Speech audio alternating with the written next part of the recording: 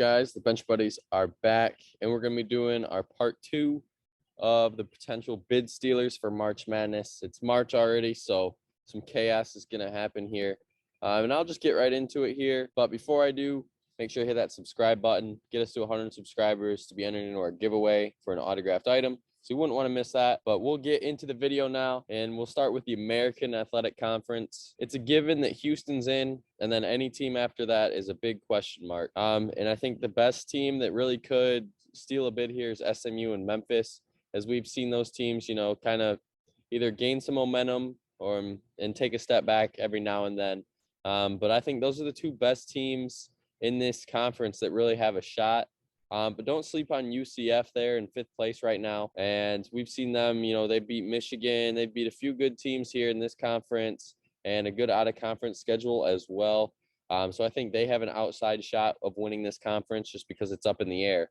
But it's Houston's conference to lose at this point. Yeah, I'd say Memphis is looking pretty good in there, actually, because their last game of the season is against Houston. So there's not too much to lose there. So I'd say they just got to take care of business, win a game or two in the American, and they should find themselves at least in the first 4. And then we got the Atlantic 10. This is trending towards a one-bid league here. I think VCU, Dayton, and St. Bonnie, all 3 of those teams are like next 4 out territory. Yeah, St. Bonaventure and Dayton both are, and then VCU is close. So I guess either of those 3 teams could win the conference tournament and turn it into a 2-bid league and then push somebody out of the tournament. Even Dayton or St. Bonaventure, maybe they get to the championship and play themselves in, but I don't really see anyone outside of those 4 teams winning the conference tournament. I mean, it feels like some of these teams, the lower end, it's like I've never heard of them before, especially this year. It's just been that dominant of a conference through that top 4. Because normally that Richmond and St. Louis team, they're up top. They're having some down years, but they're still 10-6. It's been a really good conference to watch. But yeah, as you said, Davidson's obviously in. And then after that, if someone else were to win it, they're obviously in as well. Moving over to the ACC, I think this conference is really up in the air. As we've seen Duke, they're susceptible of the upset. And I think that's why it's going to be an interesting year here in the ACC. And for the last few years, the 1 seed hasn't won it. So I'm not surprised if it doesn't happen again this year, just because of how competitive this conference has been. And I think my dark horse in this tournament is Miami. I'm not really, too confident in them winning it, but we've seen them, play some good games with some good teams. And once again, they also play down to other teams' levels. And if they're playing the good teams here, I think they can really make a shot, make a run, and secure their bid into the tournament. A lot of bubble teams in here. I'd say Notre Dame is basically a lock right now I think they have 2 or 3 games left. I think they're pretty much a lock. Carolina and Miami are looking good to get in, but then you got Wake Forest and Virginia Tech on the bubble. But I'd say watch out for Virginia and Syracuse here because they're good teams and they have to basically win this conference tournament to get into the tournament. So they'll be dangerous teams to play here. And then I guess the end of the season, Notre Dame, can they get Duke to somehow lose 1 game and get a split of the conference championship? No one expected that at the start of the year. This is an interesting one here because you have basically everyone either in the tournament or on the bubble outside of West Virginia. And West Virginia is still a good team. Unfortunate for Oklahoma State. I think their record would be a lot better if they were eligible. But either way, you got to watch out for Oklahoma here because I think they could still find their way back to the bubble. Kansas State's pretty much out now, but this will be the best conference tournament to watch. There's a lot of great teams at the top, but also the teams at the bottom can beat the best teams. So I think this could go a lot of different ways here in this conference tournament.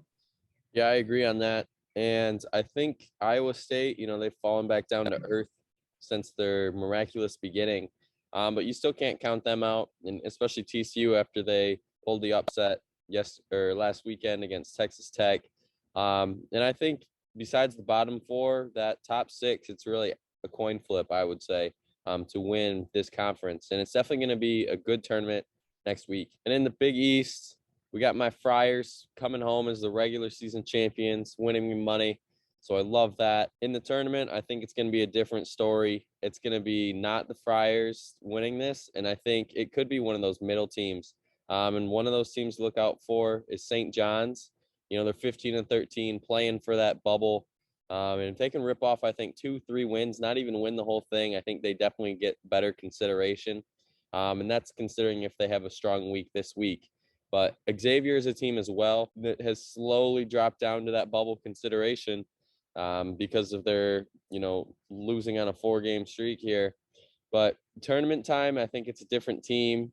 Xavier hung with Providence for 3 overtimes, and they've just been on some tough luck losses this year. But let's see if they can right the ship in the tournament. Yeah, right now this is a 7-bid league, but Xavier's got to be careful. They're not on the bubble, but 17-11. If they lose, say, one of their last 2 games and then lose the first round of the Big East, they're going to be sweating it out a little bit. So they got to be careful on that losing streak.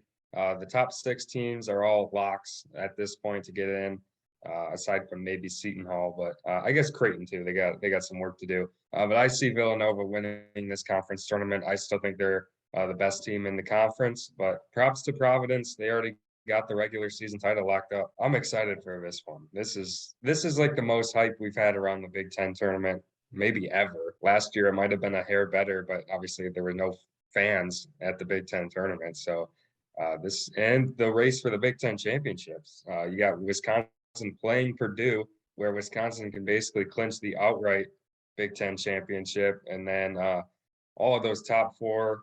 I guess you go all the way down to Michigan State and say the top 6 teams are all really good teams, with Michigan State finding it again. And then you got Rutgers, Michigan, and Indiana all playing for their tournament lives. So it's going to be an interesting conference tournament for sure. And then obviously big drop off after Indiana, but 9 really good teams. I agree. I think talking about a bid stealer, I think it could be, that 3 that you just talked about, Rutgers, Michigan, and Indiana. It may not, if they do go on and win the tournament, they will obviously have the bid, but they could also be playing to knock some of these lower seeds down or these higher seeds down as well. If you get, let's say, Wisconsin, because Michigan plays Indiana first round, if it ended right now, Michigan or Indiana win and they go and beat Wisconsin, that knocks Wisconsin probably down a seed or 2. Just because, there's going to be teams that make runs in different conferences and get better wins. So that's definitely something to look for here, as there's going to be definitely a lot of seeding changes by this time next Tuesday. Missouri Valley a little bit. You got Loyola. Yeah, we'll talk that one. This one, it just comes down to whether Loyola wins the conference tournament, and it only matters to me if they win out all the way to the conference championship game and then lose. Then they could have Loyola and the team that beats them get in. But I think if they lose before that, then they wouldn't have got in anyway. So I think that's the only way it can be a 2-bid league. Yeah, I agree. And I don't think it's going to be a 2-bid league. I just think Loyola's played some really, washy basketball here these last few months. They've really kind of fallen off on what we all thought they would be at the beginning of the year. I mean, you can't not say that they're a good team at 22-7, but what was expected of them, I guess they aren't really living up to the full expectations. But I definitely have that top 3 besides Loyola. I think one of those top 3 will win it this year. And in the Mountain West, this conference is probably the most interesting conference and probably one of the most entertaining conferences as well. But no one stays up to watch these games, which is why no one talks about them. Boise State, I believe they already have clinched the regular season title, at least a share of it. And I think going forward, it's going to be the top 5, I think, that really have a legitimate shot at winning this conference. UNLV, I know they're at 17-12 there, and they're not really in the bubble consideration right now. But if they could win out, get to the championship game and even lose, I think they got to be considered as well, just because, they have beaten Michigan, or they lost to Michigan, but they still played some good teams. Played some good teams early in the year. That's definitely going to help their resume. Definitely a conference that I would look out for, even as bubble teams as well, just because they are all kind of on that line besides Boise State and even Colorado State, honestly, which is kind of somehow crazy because they have 2 less losses. But Boise State's in the field more then Colorado State. Doesn't really make too much sense, but a lot of teams are going to be playing for an extra week of basketball in this conference. Yep, especially San Diego State. But as of right now, this is somehow a four-bid conference. So props to the Mountain West, very underrated. San Diego State is really the only team that's playing for their tournament lives. I think the top three are pretty much in, assuming they don't, trip up against someone they shouldn't. Racers. Murray State, 18-0 in conference. You got to give them their props. Obviously, already clinched the Ohio Valley championship.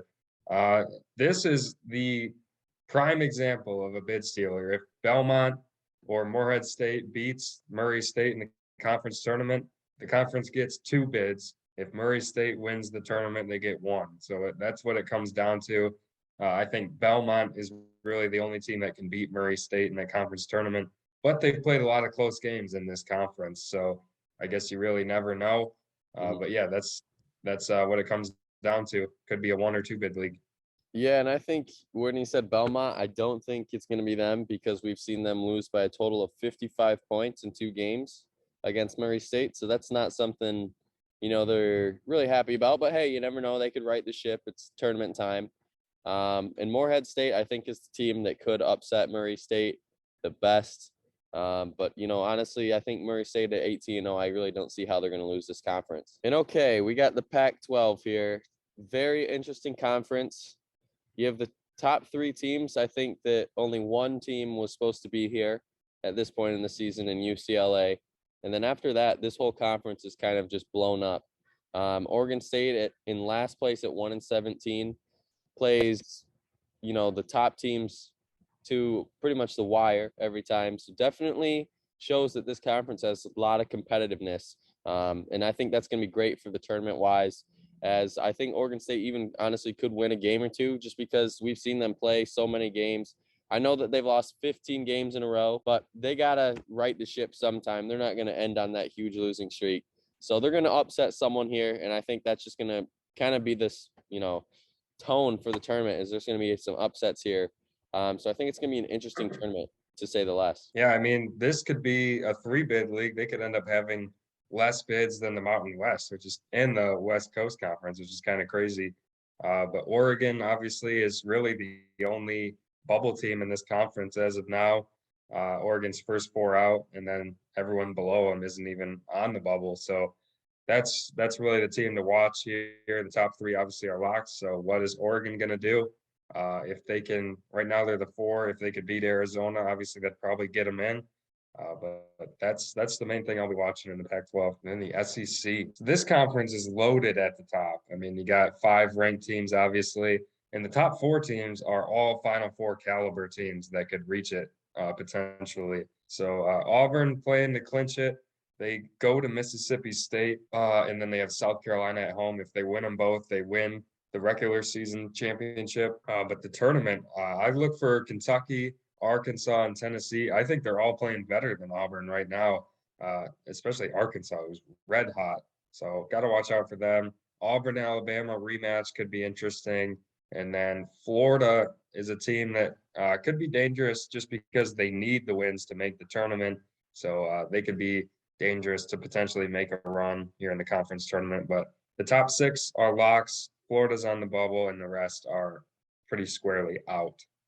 And I think now that you mentioned Florida, I think Mississippi State is another one of those teams that really could, give some teams a shot at, getting eliminated early. I think what helps them is they're 14-2 at home. So obviously they know how to win at home. But the reason why they're 17-12 is because they're 1-8 away. And that's never, good. I mean, I know the SEC is a good conference, but 1-8 is unacceptable. And that really obviously has put them down here at 8-8 and hurt their chances for being a higher seed and for March Madness.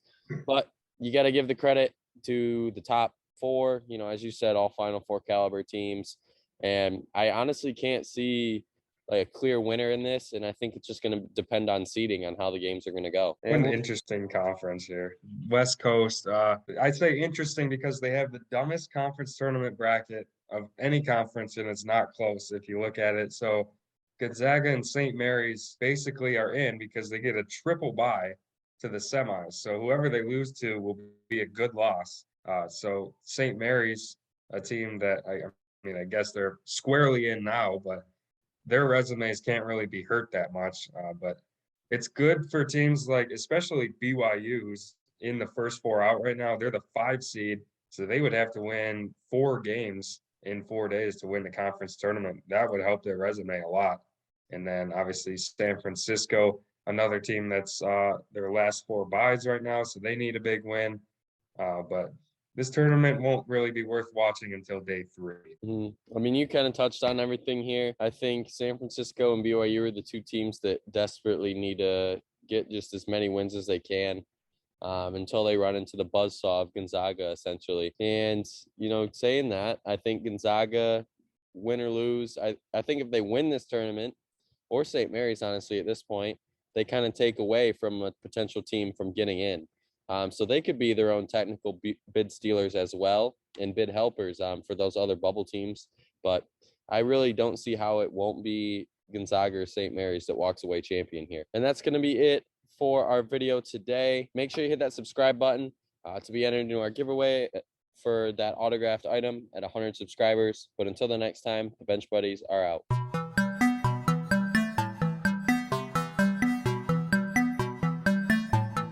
She never called back.